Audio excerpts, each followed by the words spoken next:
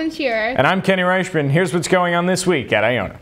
Week of the Peacemakers this upcoming week, starting on Sunday with the Week of the Peacemaker Liturgy at 7 in the Aragoni Center. The whole week is full of talks and service projects as well as diversity programs. The week is booked, so check out the full schedule of events on Iona's website or in the This Week at Iona email. Attention all seniors out there, Too Many Nights to Graduation is this Friday from 8 to midnight in the Burke Lounge. Tickets are being sold in OSD, so get yours today. Next Friday, the 11th, Soka is hosting the Dala Wine Dance Party from 10 to 2 in the Burke Lounge. Tickets are only $1 for students and $3 for guests. Women's basketball has an exhibition home game with Philadelphia on Friday, starting at 5. Next Friday is the Iona College Tip-Off Tournament. It will begin with Iona versus North Carolina A&T at 11:11, followed by Michigan State versus Villanova at 1:45. The championship and consolation games will be on Saturday at noon and 2:30. Remember, if you have any announcements or events that you'd like us to mention in the show, contact me at jshearer1@iona.edu, which is on your screen. All right, Allie, now let's take a look at what happened last week at Iona. I'm Allie Madano, and this is what happened last week at Iona. The Iona players kicked off their annual fall comedy on Thursday with a performance of The Matchmaker by Thornton Wilder. Performances ran from Thursday to Sunday in Dorley Auditorium, and the feedback from the play was positive as always. Maureen McNulty played Dolly Levi in the lead, accompanied by several other talented Iona players. Iona's Inter-Residence Council hosted their Halloween party in La Penta's End Zone on Friday, and many came out dressed in creative costumes to kick off Halloween weekend. Over the past few weeks, Residential Life students have been hard at work decorating their residence hall door with creepy, crawly, spooky Halloween decor for the campus-wide door decoration competition.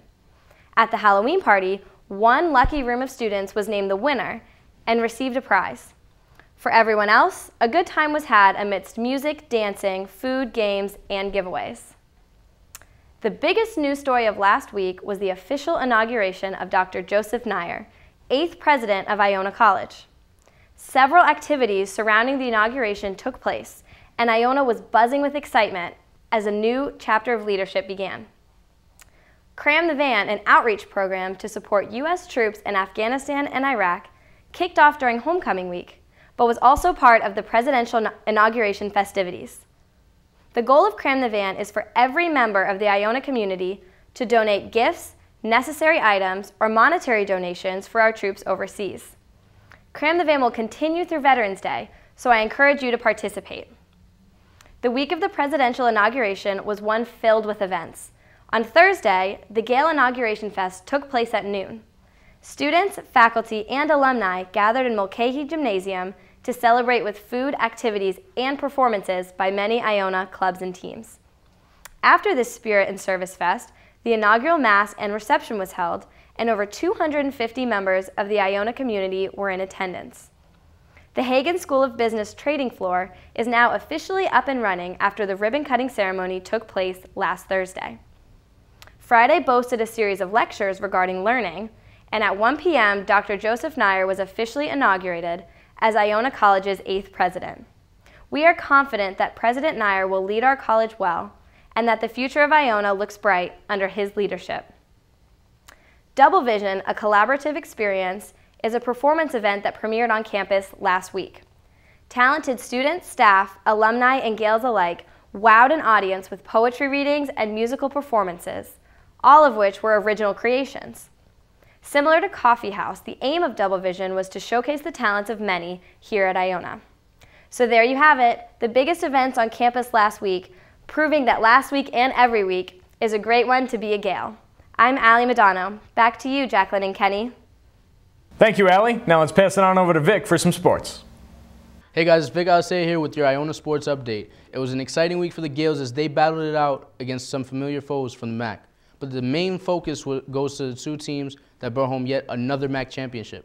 Let's pick it up with the action on Tuesday as Iona volleyball team struggled to win a set against Siena, dropping all 3 sets. The Iona College men's water polo team finished off its home schedule Tuesday evening with the matchup against rival Fordham University. Freshman Jake Lloyd contributed 2 goals as Iona won in a 10-9 thriller. As for the action on Friday, congratulations to the men and women's cross-country teams. The men captured their 21st straight MAC title as the women won their 7th. Junior Holly Rowland's time of 23 minutes and 44 seconds shattered the MAC Championship 6K mark by 41.1 seconds. Later that day, both soccer teams were in action. The women were unable to get anything going as they fell to Niagara 4-0. On a positive note, the men's soccer team defeated St. Peter's at home by a score of 3-1. Sophomore MJ Nestor tallied his first collegiate goal in that one. Wrapping up the day was the men's water polo team back in action as they concluded their 2011 season with a W. Sophomore Matthew Stelnicki recorded 3 goals and an assist as the Gales topped Connecticut College 17-11. The snowy weekend began with the swimming and diving team winning by a score of 144-78. The Iona women's volleyball team continued to struggle, dropping all 3 sets to Ryder down in New Jersey. Sunday showed a number of cancellations due to the inclement weather. The men and women's rowing teams were unable to compete in the Fall Metropolitan Championships. The soccer teams, however, were able to play their games as the women finished off their season with a 1-1 tie against Canisius, while the men laid the smackdown on Manhattan 2-0. To conclude the week, the volleyball team rebounded against Loyola, sweeping all 3 sets. Some things to keep in mind next week are the Soccer MAC Championships taking place. The men will play down in Florida while the ladies compete in Baltimore. Bring it home, Gales. In addition, the women's basketball team will play their first exhibition game on Friday, November 4th, so come out and support your fellow Gales. Lastly, the Iona College community would like to congratulate former Gale and current St. Louis Cardinals pitcher Jason Mott for becoming the first Gale to win a World Series. He recorded the final 3 outs as the Cardinals topped the Texas Rangers in an epic and unforgettable 7-game series. Mott played for the Gales as a catcher from 1999 to 2003. He then broke his thumb in the minor leagues, converted to a pitcher, and the rest is history. Congratulations again to Jason Mott. Back to you guys. Thanks, Vic. Now let's go over to Rachel to see who won Student of the Week. Hello, I'm Rachel Chow with the Student of the Week segment. I'm Rachel Chow and I'm anchoring the Student of the Week segment. Sheena Wagman is a senior here at Iona College with a major in mass communications, concentration in TV and video. As well as having many impressive internships in the past, she is also the president of Iona College Television. People who work with her are always impressed by how willing she is to step up to the plate when something needs to be done, and how tenacious she is when working for something she wants. Congratulations, Sheena. Congratulations, Sheena, and thank you, Rachel. Now let's send it on over to Amanda for some Campus Beat. Hey guys, I'm Amanda with your Campus Beats. There's a new website blowing up on a lot of campuses today. Likealittle.com, or LAL.com for short, was launched back in 2010. It's designed to be a fun website where you can anonymously flirt and post feelings about other unnamed students. You can send friendly and flirty, positive messages on the page that's exclusively set up for your school. The site stresses only positive comments that are not threatening in any way, so that everyone feels comfortable using the site. For example, a post from the College of Worcester addressed to a blonde girl. There is no one who pulls off the black sweatpants better than you. You are an amazing athlete and probably the most amazing girl on this campus. You have a stunning smile and I wish I could always see you with that smile. Huge crush on you, girl. Keep rocking. Not only that, but users can search their own schools, look through their comments and try to guess who they're talking about. The user Blueberry replies to the previous post thinking they know who the blonde girl is.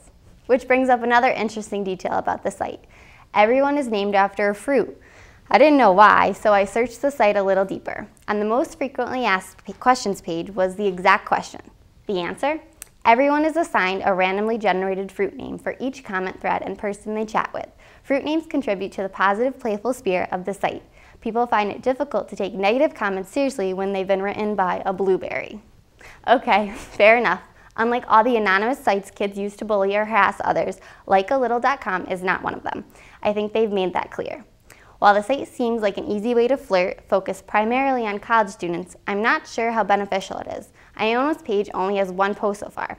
It's not a dating website, so I feel it's a bit juvenile and maybe a better fit in a high school setting. However, I suppose it could be fun. But if you're seriously looking for a relationship, you should try something else. That's just my opinion. Check it out for yourselves, www.lal.com. That does it for this section of your Campus Beats. Over to Richard with your campus news. Hello everybody and welcome to Campus Beat for this week at Iona. I'm Richard Giacovis.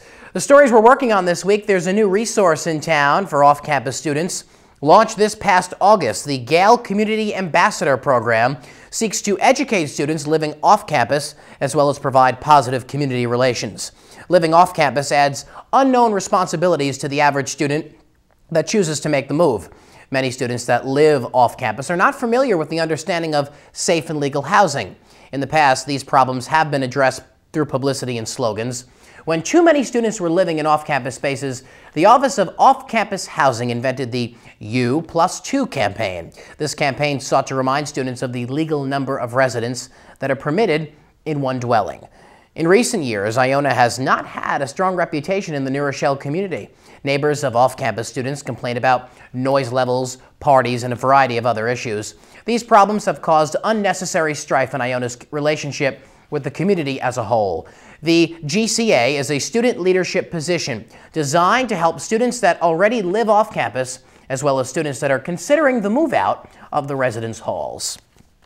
And now to a developing story that we've been working on this week. The Deli Mart located on the corner of North Avenue has been cited for permit violations. They do not have a permit and can no longer stay open for 24 hours. We spoke to one of the employees. His name is Gus Albrashi, and here is that report.